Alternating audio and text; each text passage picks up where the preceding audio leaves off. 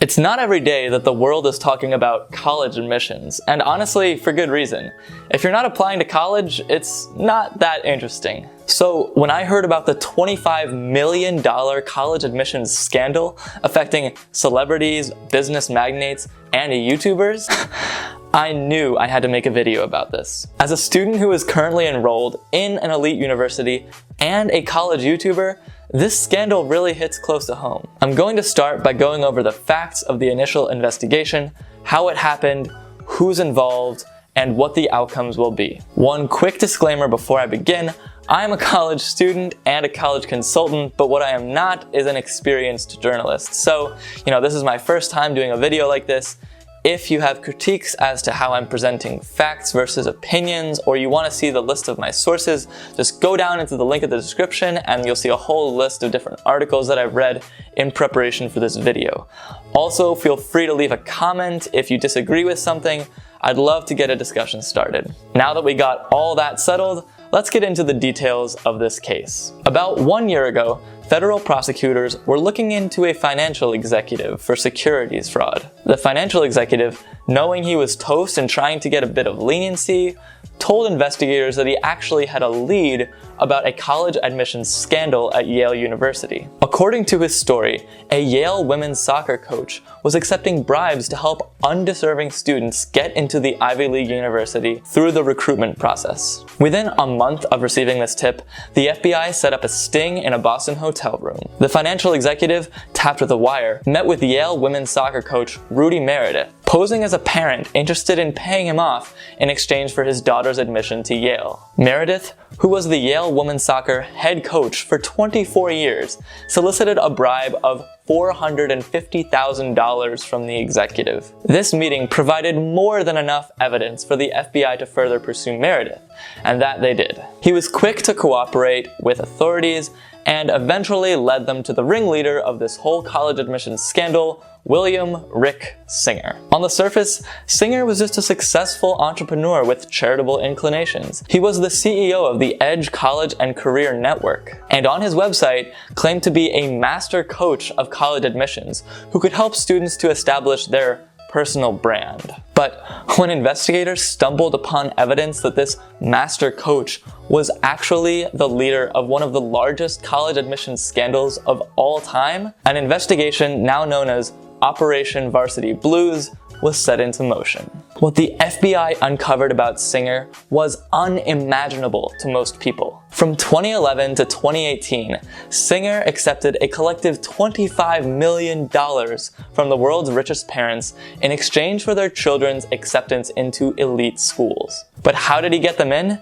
He certainly wasn't teaching them how to take the SAT or develop two strong passions. In many cases, he would present a bribe to a high school athletic coach in exchange for that coach's endorsement of the child as a star athlete. He would even ask parents to provide pictures of the students so that he could Photoshop their faces onto pictures of actual varsity athletes and submit those to colleges. If the students weren't doing so well on the SAT, spoiler alert, they weren't, the student would take the SAT by themselves with a special proctor who would correct their answers at the end of every section. And finally, Singer would go bribe college coaches like Rudy Meredith to ensure that the child was admitted into the school through the athlete recruitment program. A whopping 33 parents were indicted in this college admissions scandal, along with 17 other people, either coaches, proctors, or Singer himself, all involved with faking these students' college applications. Among the parents who took part in this scandal,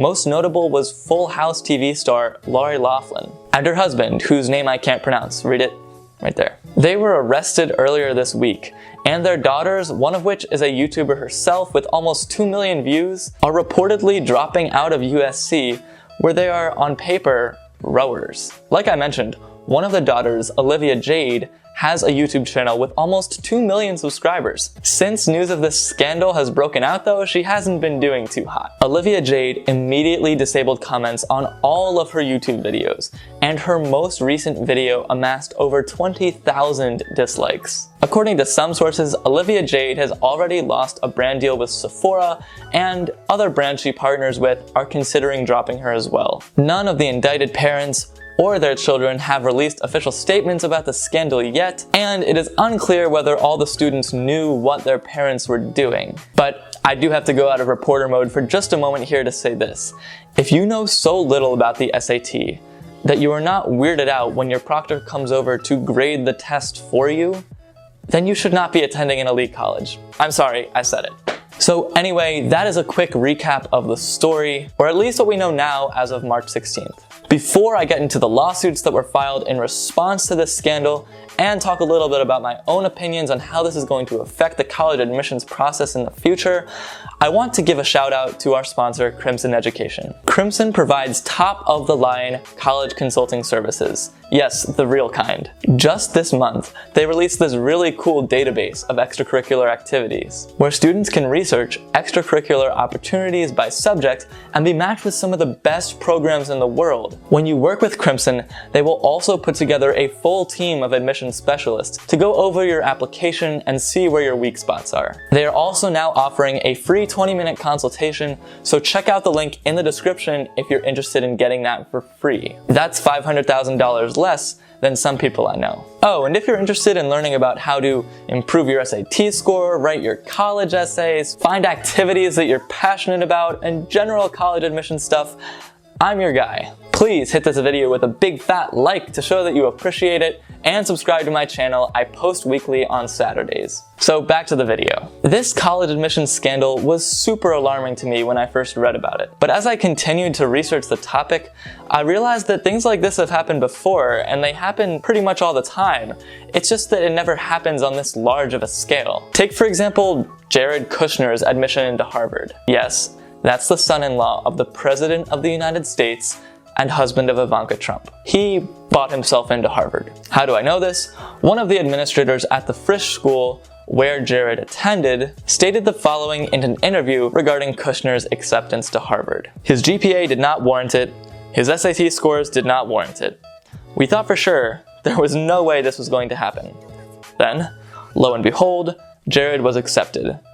It was a little bit disappointing because there were, at the time, other kids we thought should really get in on the merits, and they did not. How did Jared get into Harvard? We don't know much, but what we do know is that while Jared was looking for colleges, his father pledged $2.5 million to Harvard University, a university that he did not even attend himself, to be paid in 10 monthly installments of $250,000. What I'm trying to say by bringing up this example is that given our current college admissions system, the ultra-wealthy will always find a way to get ahead. They have been doing it since this process started, and they always will. The only thing that sets the recent college admissions scandal apart from the others is its sheer magnitude. Whether a parent donates $5 million to Harvard or $500,000 to William Singer, the result is the same. A super wealthy and remarkably mediocre student takes the place of a hardworking, intelligent kid who could have gotten into that university and better taken advantage of its resources. So as we rave about this college admissions scandal, let's remember that this isn't anything new, and we should place the burden on the universities to create an admission system in which extreme wealth does not result in extreme benefits. Lashing out at Olivia Jade on Instagram? Not gonna be super helpful. And luckily, placing the blame on the colleges themselves is exactly what people are doing. Recently, a few college students filed a lawsuit against several universities, including Yale, Georgetown, and Stanford, seeking damages and the refunding of all application fees. They stated that the colleges failed to maintain an admissions process that was fair to all and free of fraud. Now, like I said, I am all for making sure that colleges are accountable for maintaining a fair admissions process. But unfortunately, I do not think that lawsuits of this sort will really go anywhere or pay out. The first reason is that you can't say one person deserves admission to an elite school. College admissions officers at Princeton University famously state that they could fill up their class 5 to 6 times over and still have excellent choices when it comes to their applicant pool. So the plaintiffs in this case have no real way of proving that Olivia Jade, for example, took their spot. The second reason that I think this lawsuit won't pay out is that the students have a sort of unrealistic ideal for how thoroughly colleges should be checking whether each extracurricular activity is valid. Applications include a whole host of different parts, such as application essays, letters of recommendation, activities lists, and a lot of subjective things that are near impossible to prove the validity of. Ultimately, colleges hire sports coaches expecting integrity from them.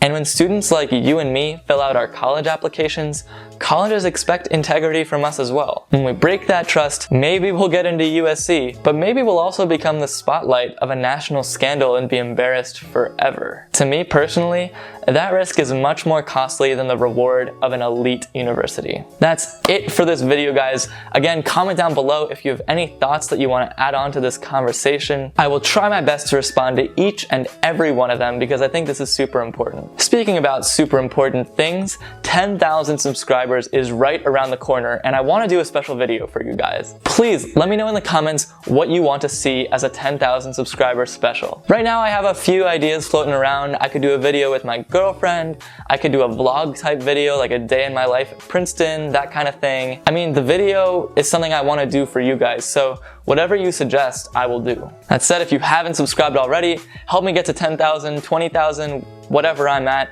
and I'll see you next week.